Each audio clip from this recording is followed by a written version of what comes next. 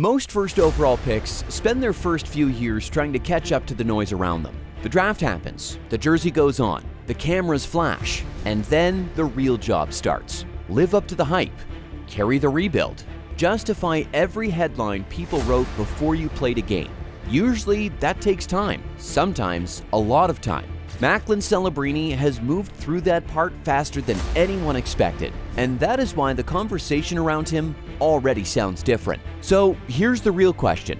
Has Macklin Celebrini already exceeded the hype for a first overall pick? And when you watch him now, do you see a future superstar or something even bigger than that? He was supposed to be good. Everybody knew that. He won the Hobey Baker at 17, went first overall, and walked into the NHL with the kind of resume that usually buys a prospect a year or two of patience before people start expecting too much. The part nobody could really know was how quickly he would start making great first overall pick feel like a small description. A lot of top picks look promising in year one.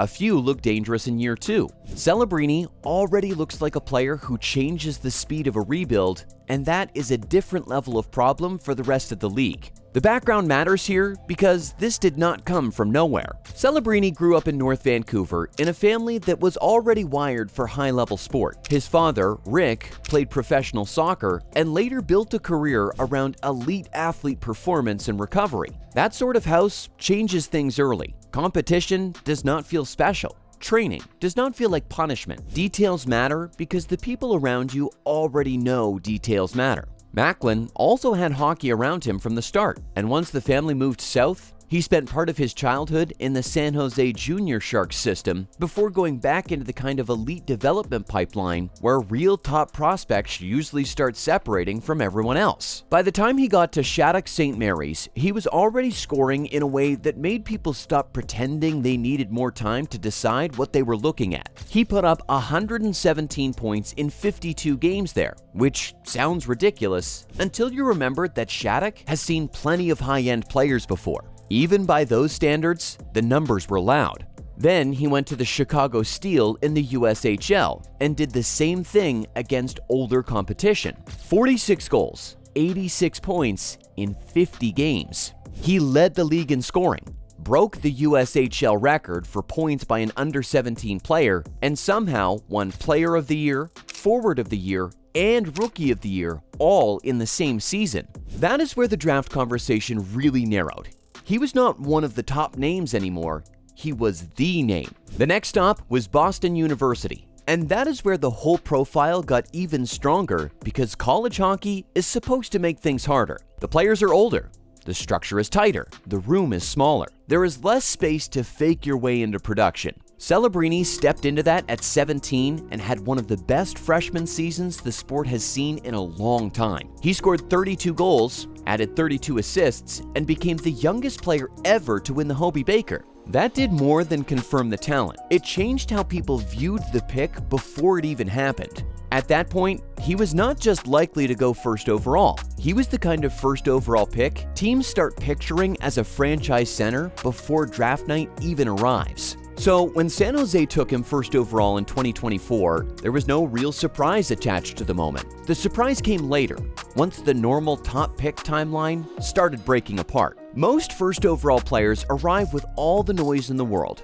and then spend a year or two figuring out what the NHL feels like. The good ones flash, the great ones survive. The really rare ones already look comfortable before they should. Celebrini missed 12 games early in his rookie season and still finished with 25 goals and 63 points in 70 games. He tied for second among rookies in points, finished second in goals, made the all-rookie team, became a Calder finalist, and set San Jose's rookie scoring record. For an 18-year-old on a team that had just finished at the bottom of the league, that is a huge first year. The part that stood out even more than the raw total was how he got there. He did not look like a kid hanging on through skill and adrenaline. He looked strong on pucks, calm in traffic, and much more complete than most teenage stars do right away. The league usually forces young centers into ugly lessons. It speeds them up, leans on them, knocks them off pucks, and turns every rush decision into a turnover.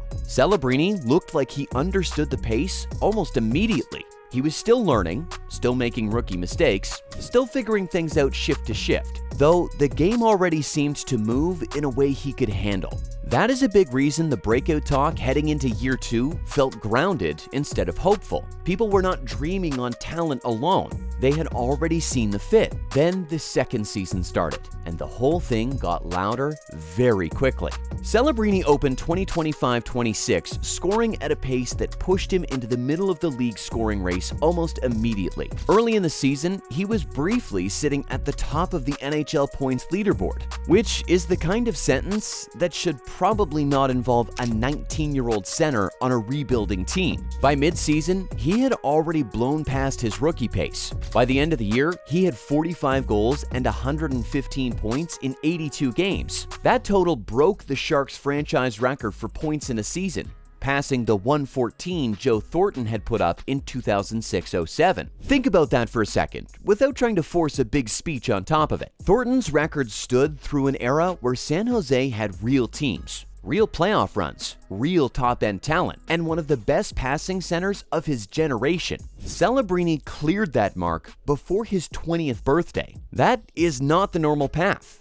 even for very good first overall picks. That is the kind of season that changes how people talk about a player for good. The team context makes it even more impressive. San Jose went from a 20-win club in his rookie year to a team that stayed in the playoff race into the final week and finished 39, 35, and 8 with 86 points. They still missed. That matters, because this is not a story about a miracle playoff run that hides all the holes. The Sharks were still incomplete. They still needed more around him. They still were not deep enough or stable enough to survive the whole race. Even so, the feeling around the team changed because of him. A rebuild that had looked dead and shapeless started to feel like a project with a real center in place. You could finally see where the whole thing might be going. That is what people mean when they say a player exceeded the hype. The normal expectation for a first overall pick is already huge. Become a star, drive the team, give the rebuild a face. Celebrini has done all of that, and he has done it fast enough that the usual praise sounds too basic now. Once a player is clearing 100 points before he has even played 2 full seasons, the conversation shifts on its own. People stop asking whether he is worth the pick. They start asking how high the ceiling goes and whether the big awards are going to start coming sooner than expected. That part is not a reach anymore either. He was a Calder finalist as a rookie. In year 2, he moved into a much bigger category. Once a player is scoring 115 points and dragging a lottery team into meaningful games in April, people start bringing up Hart votes, Ted Lindsay talk, first-team All-Star possibilities, all of that. Maybe he is not fully there yet. Maybe San Jose needs one more real step as a team before the awards follow. Still, the path is obvious now. The rookie stage conversation is over. He is already moving into the much harder one, where players get judged against the very top names in the sport. The international side made that even clearer. At the 2026 Olympics, Celebrini was the youngest NHL player in the tournament and one of the youngest players on Team Canada. Usually, a teenager on that roster is there to learn, fill a depth role, absorb the moment, and leave with a story. Celebrini left with 5 goals, 10 points in 6 games, a silver medal, and a place on the media all-star team. He did not look like a kid borrowing a spot from older players. He looked like someone who belonged in the middle of that room already. And that room matters. Sidney Crosby was there. Connor McDavid was there. Nathan McKinnon was there. Cale Makar was there. Those are not names a teenager is supposed to stand next to comfortably in an Olympic tournament. Celebrini did. That changes the feel of a player fast. Once people inside the game start treating you like part of the present instead of only part of the future, the whole conversation changes. Then came the 2026 World Championship, which might be the clearest sign yet of how quickly his reputation has grown. Celebrini was named captain for Canada at 19. That still sounds strange when you say it out loud, and it should. Team Canada does not hand that letter out casually, especially not at a men's World Championship. Even after Crosby later joined the team, Celebrini kept the C. That detail says plenty all by itself. He had 6 points at the Men's Worlds the year before. This time, he arrived with a silver medal from the Olympics, a 115-point NHL season, and the captaincy on his sweater before his 20th birthday. So, how good is Macklin Celebrini already? Right now, he looks like the kind of player who cleared the first overall test almost immediately and has already moved into the much harder category after that. He is not trying to prove he belongs in the league anymore. He is trying to prove how high he can climb once he gets there. The junior resume was loud. The college year made him the obvious top pick. The rookie season showed the game already fit him. The second season kicked the whole thing up another level. Now he has a franchise points record, a Calder finalist finish, a breakout season that sped up San Jose's rebuild, an Olympic silver, and a Team Canada captaincy at the World Championship before turning 20. That is a lot of ground to cover this early. It does not mean every prediction has to go insane. He still has things left to prove. He has to do it on a team that makes the playoffs. He has to turn this into spring hockey. He has to show that the production keeps holding once the league adjusts harder and the spotlight gets uglier. Those are fair expectations. They are also the kind of expectations people save for the very top players. And that is really the whole point now. Before we close this one out, subscribe to Beyond the Bench, like the video, and drop your thoughts in the comments. Has Macklin Celebrini already exceeded the hype for a first overall pick? And how high do you think his ceiling really is? Macklin Celebrini was drafted to be the answer.